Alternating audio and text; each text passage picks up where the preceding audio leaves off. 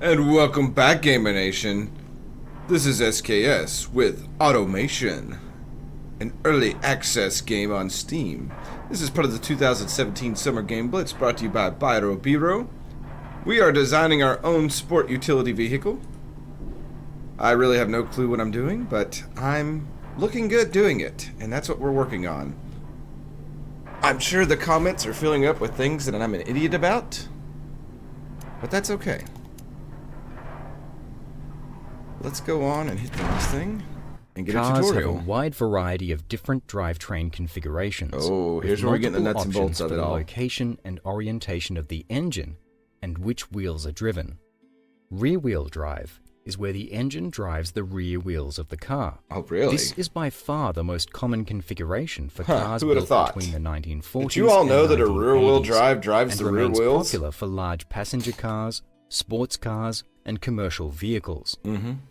Rear-wheel drive provides good traction, as during acceleration, weight is transferred rearwards, pushing the driven wheels harder onto the road. I drive a four-wheel drive car now. It is also considered to be a very good choice for handling in high-performance vehicles and race cars, as the driver can use careful control of the throttle to help adjust the cornering attitude of the car or induce slides, also known as power oversteer.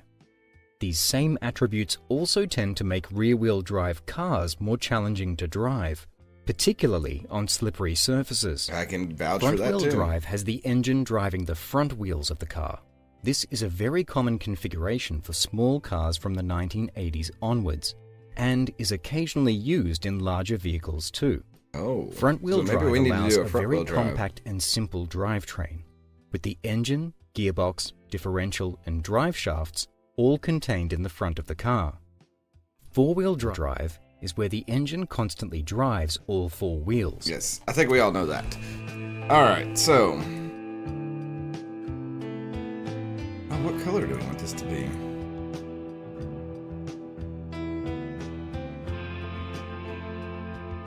I'm liking that. That's classy looking.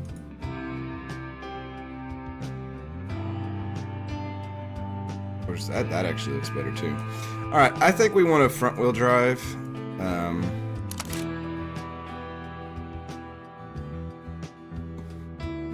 Oh, black. That looks nice too.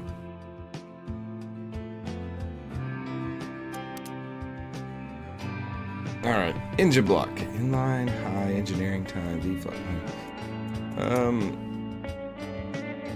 I feel like it's zooming in way too much. It will be a 4. Oh, this is so cool.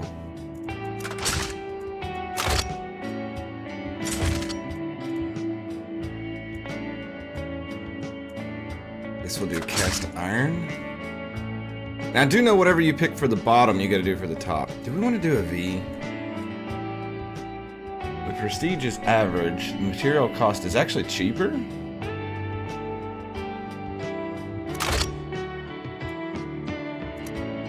We'll do a 6. We don't need an 8.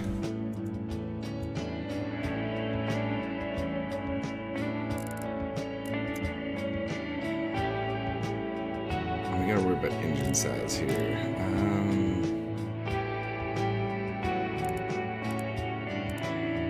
44. Okay.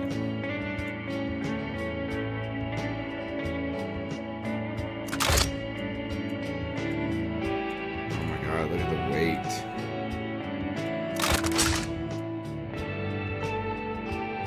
I feel like my engine's too big already. We'll probably have to tone it down some.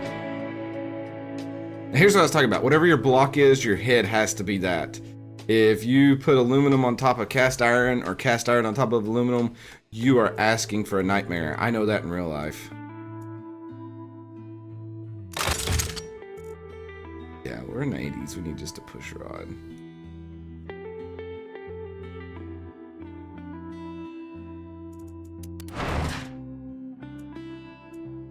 Requires forge works. Oh my god. Okay, I guess we'll do cast iron. Here's our cams. Oh, we're getting close. No, those will be on top. No, those will be on the bottom. That's what those are. Conrods. Oh, okay. So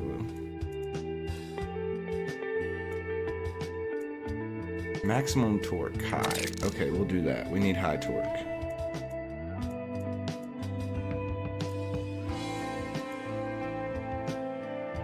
Emissions very low. Okay, so that's starting to look nice.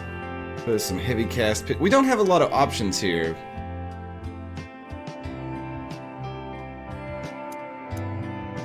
We really need to work on our tech.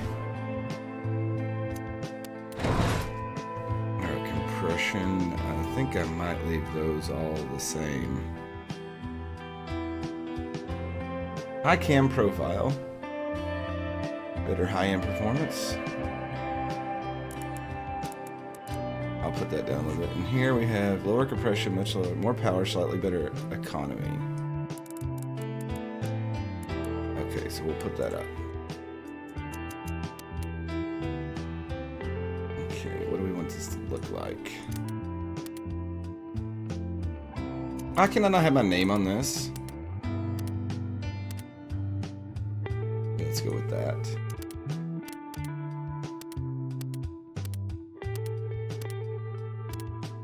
Whatever color you put on this, it's going to burn off after a while, so it doesn't matter, but...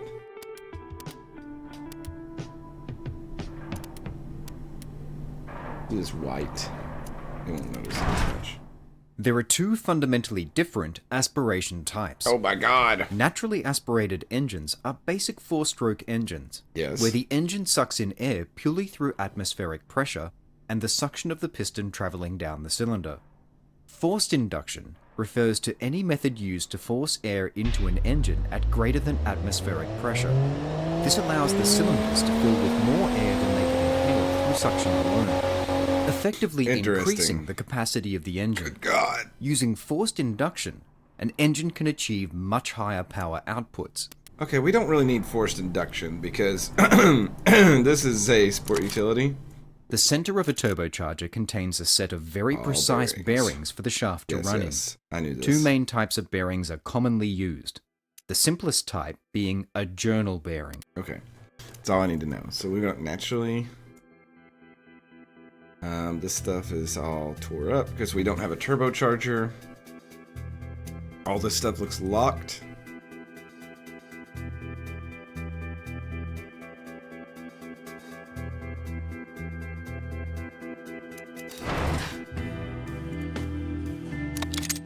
Oh, I don't think we want a carburetor. A carburetor is a fuel system that probably want uses fuel throttles injection. to adjust the amount of fuel that is provided to the engine. Carburetors are Carburetors limited are by freaking how much on, air can flow through them, and thus old school limit how lawnmowers much and power weed the eaters. engine can make. Let's do injection. Fuel injectors, unlike carburetors, do not have a limit to how much air can be drawn through them, Right. therefore not limiting how much power the engine can make. And we need power. More advanced injection systems can make a lot of power, while still maintaining good economy and low emissions. See, there's no Multiple reason for a throttles carburetor. Can make an engine more responsive and can Okay, that's all we need to hear. Mechanical injection. Airflow average, airflow extremely high. I don't think we need a throttle per cylinder. Intake standard, fuel type 87, low quality 76. Let's just do regular.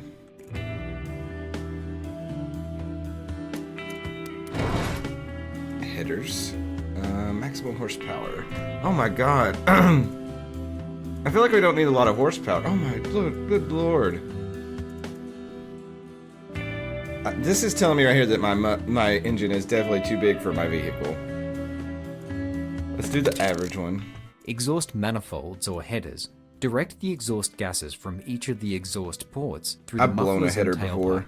The quality of the exhaust manifold can make a had a dramatic Mustang. difference It was in the not amount a fun of power time. the engine can. We have dual exhaust.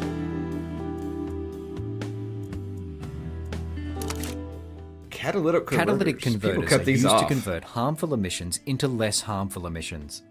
CATs can restrict power somewhat by limiting airflow, and can only be run on certain engines. CATs generally do not like Cats. neither big sporty aggressive cams, leaded fuel, nor rich mixtures. A three-way cat can reduce nitrogen oxide's emissions, known as NOx. This can allow you to run higher compression. Noise reduction extremely low. We'll do this reverse low. I'm not even gonna listen to that one. Alright, so what's this looking like now?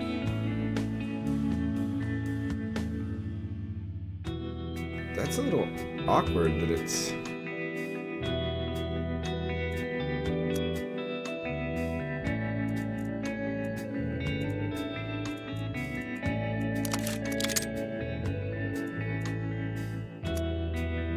I think it's went backwards on me.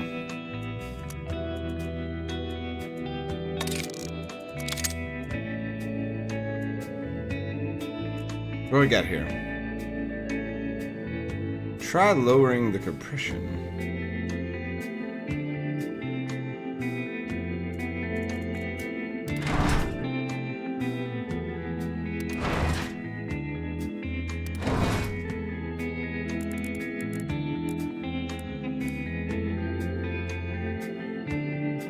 Oh, this is kind of cool.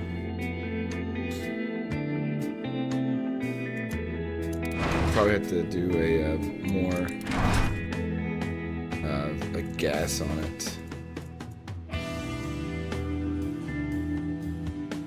Regular leaded.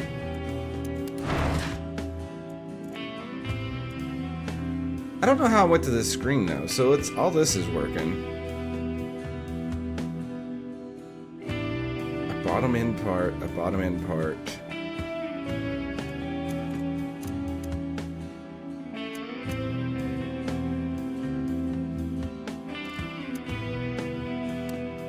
I don't see where this come up.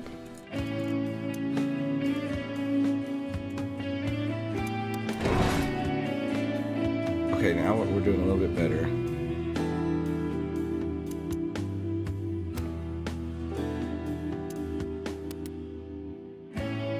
Okay, let's see what happens.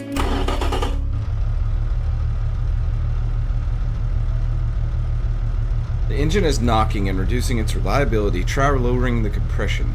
So we'll have to lower that some more. I wonder what happens if we push it.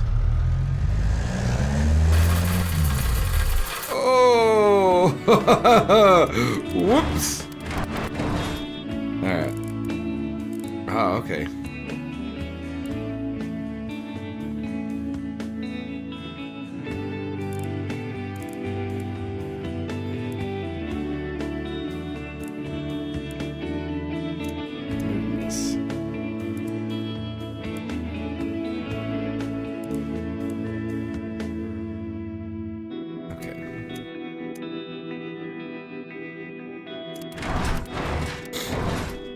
Let's see what we got here.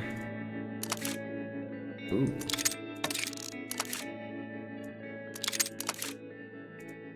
Loud though.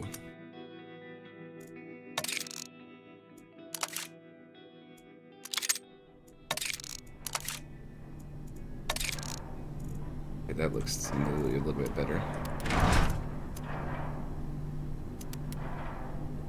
All right, let's see that. Let's try this again.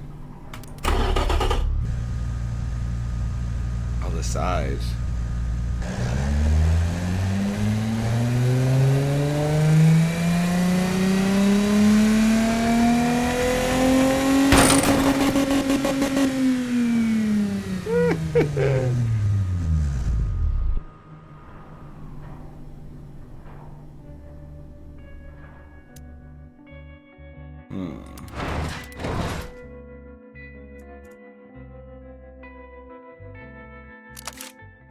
An air in Yes. We'll do performance. Right now, I'm just trying to figure out.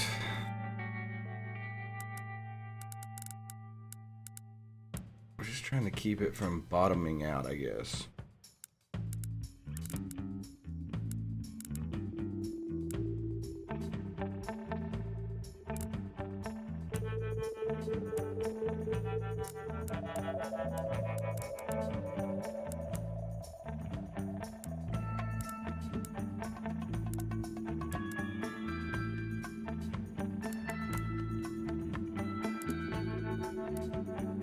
There you go. Let's try this. Right now we're just picking and choosing gamers. We're trying to see what we can get to work. Let's do test mode. Oh, it's already knocking as soon as we start.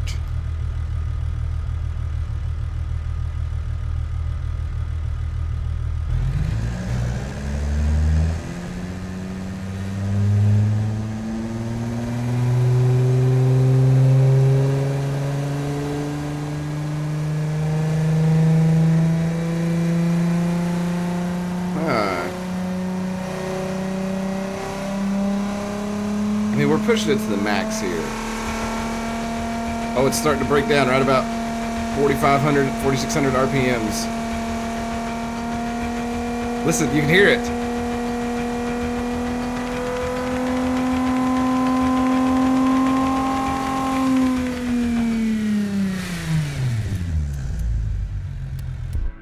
Interesting. Oh.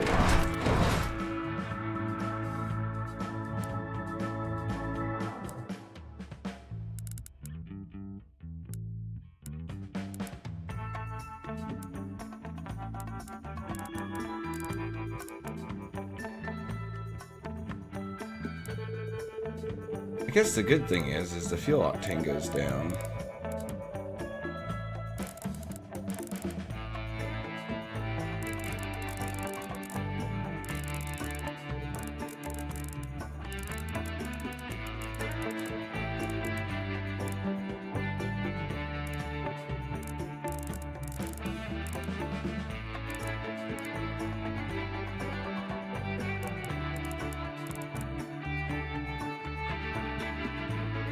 We've got to figure out a way to balance this all out.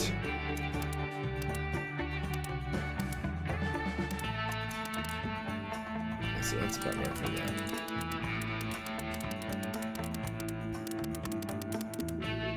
Okay, we can't go sport. We gotta have that there. Okay, we gotta come back here and figure out what we're gonna do. Too far back.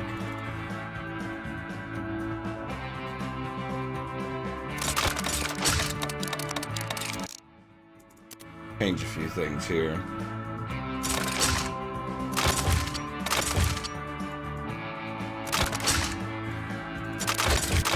Or maybe actually. Yes. Do I make this a V8? Stop it. Oh, it tells you when it's too big. Okay. Ah, there we go.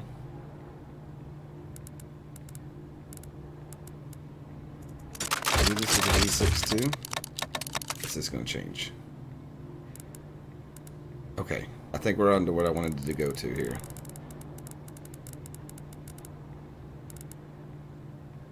Okay. Excellent.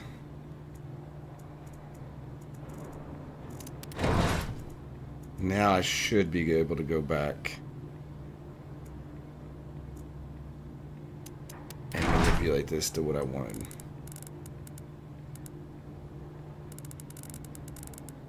Ah, there we go. By golly, I think we figured it out.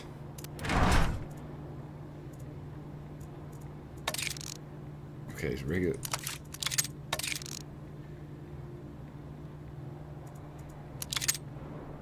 Do standard intake. There's no reason for that.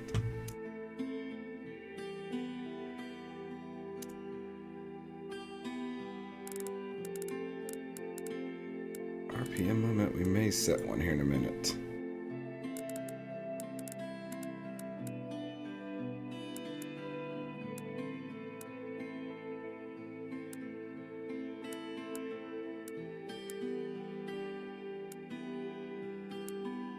Right now I'm just changing. I don't really care about the economy. Emissions are probably a problem. They'll probably come after us for that.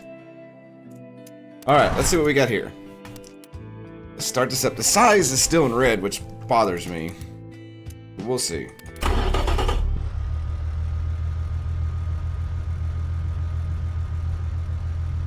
mean, we're we're running good when we start her.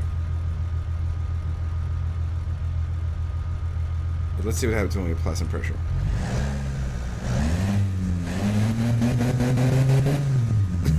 It's all those people in the Walmart parking lot. Hey boys, look at my car! Alright, let's see.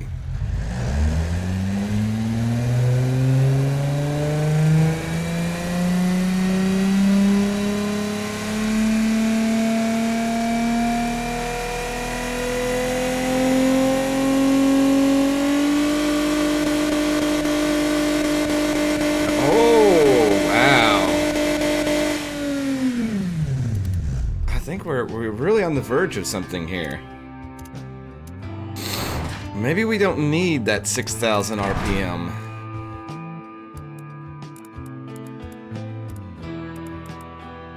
I mean, it drops off. Let's go 7,000 as the limit.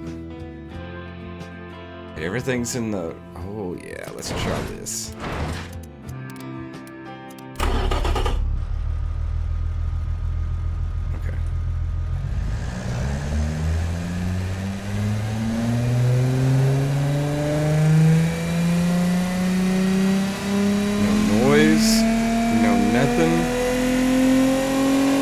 By golly.